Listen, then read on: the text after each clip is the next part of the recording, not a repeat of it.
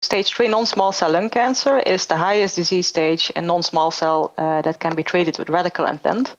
But we know that after chemoradiotherapy, the cumulative incidence of brain metastasis can reach 20 to 30%. And ideally, you want to prevent or treat these brain metastases early. From previous randomized clinical trials, we know that prophylactic cranial irradiation can reduce the incidence of brain metastasis, also in stage 3 non-small cell lung cancer, but it doesn't improve overall survival. So ideally, you would only select those patients for prophylactic treatment that have a high risk of brain metastasis. And if you don't want to use PCI, then another option could be to follow these patients closely with brain MRI to see whether they develop brain metastasis. So far, we know that younger age adenocarcinoma, histology, and maybe also a higher tumor volume is associated with an increased risk of brain metastasis, but we don't have very reliable prediction models.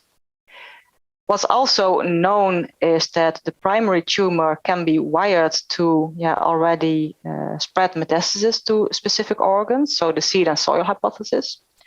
And we also know that with deep imaging analysis, radiomics of tumors, that you can predict distant metastasis, but it has not been evaluated for brain metastasis currently. So what we did, we pooled two clinical trials, one randomized phase 3 clinical trial, the NVALT11, evaluating PCI versus no PCI in radically treated stage 3 non-small cell lung cancer patients, and another prospective clinical trial evaluating the use of brain MRI to detect brain metastasis. We retrieved the baseline imaging of these patients, so the PET and the CT chest and upper abdomen. We contoured all primary tumors, so before the treatment, and we extracted radiomic features. And then we built 3 models, one model to predict brain metastasis solely based on clinical factors, and it turned out that younger age and indeed adenocarcinoma histology were predictive for the development of brain metastasis. Then we made a radiomics model.